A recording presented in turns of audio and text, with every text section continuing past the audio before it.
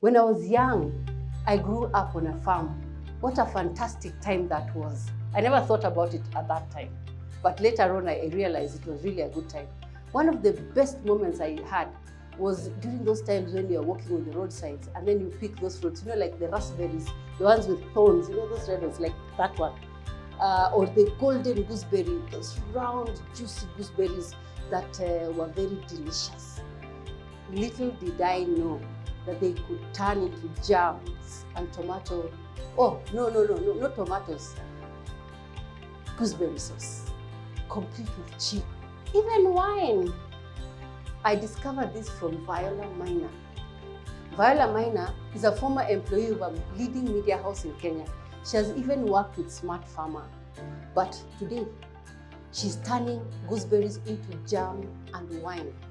A passionate, enthusiastic, aggressive, and driven person. I visited Viola at her premises. Come on, join me as she tells us her journey and the wonders of the gooseberry. I'm Bernadette Murgor, bringing you everything and anything agriculture. Thank you.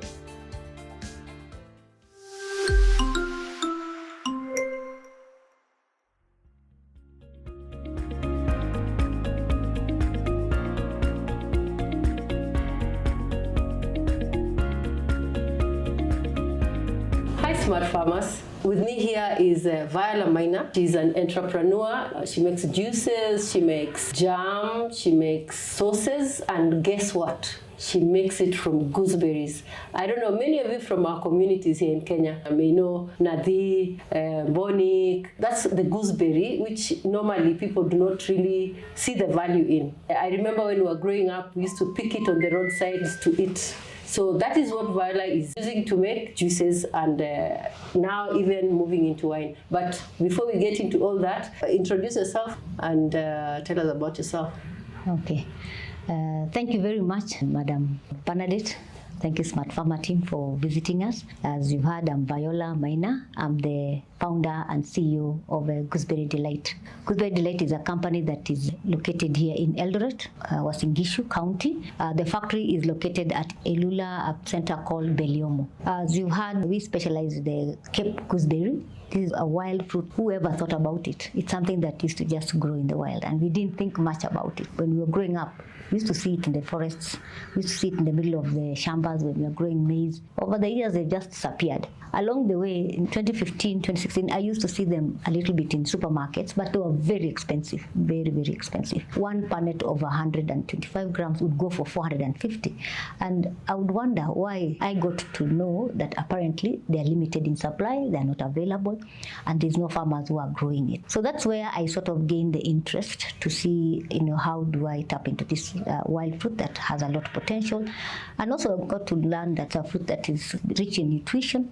Like I said, it's rich in vitamin C, vitamin A, so rich in fiber and antioxidants. So those are some of the things that actually inspired me to think of, why don't I just think of investing in this wild fruit and seeing how we could scale it. I also got to know that apparently we used to import that fruit, and it was just intriguing. Why would we import? And yet these are things that just used to go in the wild. All this curiosity actually led me to start thinking of why don't I just find farmers to grow this thing. And luckily in 2019, I interacted with Calro. They had an event, and what was shocking is the kind of displays they had done on neglected and underutilized fruits, and they had showcased a lot of value-added products from these wild fruits. I got a lot of interest from that seminar, and I decided, this is what I'm just going to go back at home to introduce. Why people always ask is, how did I start? First and foremost, Uasin Gishu people are used to growing maize, and they don't know anything else. They just know maize. It's just sad that over the years, the production of maize has dipped down, and it's no longer economical, especially for small-scale farmers who have small-scale land. So I found this as a good alternative that farmers can actually grow. But there was a challenge, of course, the fact that farmers had never seen it being grown at scale or even being done in acre. They were quite resistant in the first place, telling us, how do we start growing this? Is there really a market for it? But I was convinced there was market, even though I had not really gone out there to try. It was also very easy for farmers to grow it. It didn't require a lot of capital. It didn't require a lot of management. It didn't require a lot of pesticides and fungicides. So I encourage them, and through the support of KALRO is Kenya Agricultural Livestock Research Organization, they actually organized for us a training, and they came down to Uasin Gishu, and we selected about 4 communities who are actually privileged to be taken through the training. And out of that is what Gooseberry Delight, was born. So Viola, can you tell us a bit more about that background?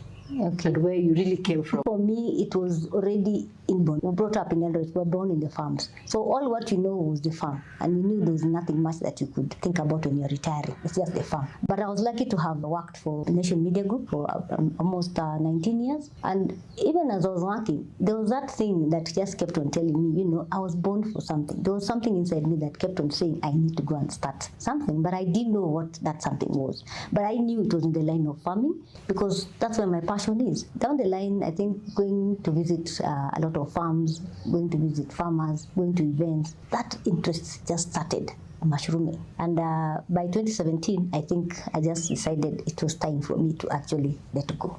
It wasn't the easiest, but I just had to let go so that I could be able to start out something that could actually help me to retire. So 2017, I just said bye, and it was the hardest time, it was the saddest moment, but I had to go. So later on, I met Bernadette one day, and I think that is where also our passion now became more and more. You had an opportunity actually to expose me to so many events, meet so many farmers. Working for Smart Farmer also gave me a lot of openings and a lot of wide understanding of how farms work, the challenges that farmers were facing. And one of the challenges, farmers, especially the youths, were not interested in farming, and they were running away and coming to the city. And I thought to myself, what can we do to actually take back, these young guys, these youths, back to the farm?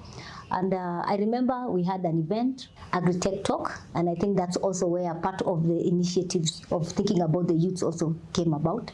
And that's where now I decided, I think it's time for me to go down to the villages and see how I can empower the communities, how I can support the youths. And that's where I felt starting a project like this one of Gooseberry would actually create more employment. And for farmers, the greatest challenge is market. And with my experience of marketing, and having worked in Nation in sales and marketing, I think that also gave me the big reason to actually get into this agriculture and take the space of marketing so that I can be able to support the farmers. Can you tell us more about how you are working with the women and the groups, how you put them together and all that? Okay. Like I mentioned earlier, we had to work with KALRO because KALRO already had a project that they were trying to sensitize communities and farmers in particular to adopt, to actually start cultivating some of these underutilized crops at scale. So we technically worked with them, and they were able to offer support and training to the farmers. So we basically go to the farms, like we select an area like we did in Uasin Gishu. We selected Ziwa and went and did the trainings with the KALRO. So from there, the farmers who showed interest are the ones who would sign up for the program. And once they have been able to produce is when now we encourage them to bring to the factory where we buy. We support them in any way. Okay, once we receive the fruits from the farmers, the first thing that we do is weigh. Once we weigh, we get to record and know how much quantity the farmer has brought. So we always encourage farmers to be very selective, ensuring that they select the best quality so that they can be able to earn more. So once the fruits have arrived, we have casuals who work with us. When you're at capacity, normally we have about 5 to 10 casuals. Majority of them are women. Once that is done, we sort them into grades. Grade 1, which is grade A. Then we have that is the best quality one. And then we have the overripe ones, which we call it grade B. Grade B is what is actually used for processing. And then we have the third grade, which is normally the green ones. We have a lot of greens. Those green ones are the best for sauces. That's what we use for sauces, and we also use it for dried fruits. The wastages ones, the ones that are cracked, we don't use them, we discard them. The husks are also other byproducts that we also discard, but we are now working with an institution called Rift Valley Vocational Training Institute in Eldoret to see what they can do with the waste materials that we produce. They're thinking of how to do briquettes. They're also thinking of doing fertilizers. So we are working close with them to see what products they can come up with so that we can be able to also minimize the waste that we are producing. Now, whatever is quality is now taken to the stores for packaging. 80% of our fruits is packaged as fresh. We package in 250 grams per net. Others that are overripe, we take them now to the processing unit where they process now a range of other products. That includes the juice, we have the jam, we have the sauces. The sauces, we have two varieties. We have the hot and sweet, which is our favorite, and then we have just the hot chili, which is purely chili and combined with the fruit. And then we have the dried. All our products basically utilize the gooseberry fruit as an ingredient. The different thing with our product is that it is a better product in the market in the sense that it has more health benefits compared to the same products in the market. Tell us, how has this journey been? When you see the bottle, the fruit, it seems like it's something simple, you know? Tell us. Yeah, there's a lot that happens behind the scenes. There's a lot that has happened. It's now 5 years. It's actually going to 6 years. I started this project in 2019. And today, I'm proud to where we've reached. There has been a lot of challenges. First, my background in media had nothing to do with manufacturing. So it was a very totally new environment that I was coming and getting myself into. But I knew I needed to learn. I needed to do something. And for us, we just started with the fresh. And that's where it was easy for us to start from. But along the way, COVID hit us and we had to think of what else do we do that can actually be able to take care of the wastages that we were experiencing because nobody was buying at that particular time. So it was really a tough time for us that time during the COVID. It was really a struggle, convincing groceries, convincing people to just buy. I had just had to do a lot of marketing. I also had to give out a lot of freebies, and that's where actually I started picking. Traction started picking, and people started actually seeing the fruits more regularly in supermarkets. We started our marketing in Masingishu. It was much easier for us because that's where most of our farmers are located, and it was also easier for us to actually be able to aggregate from these farmers and then pack and distribute.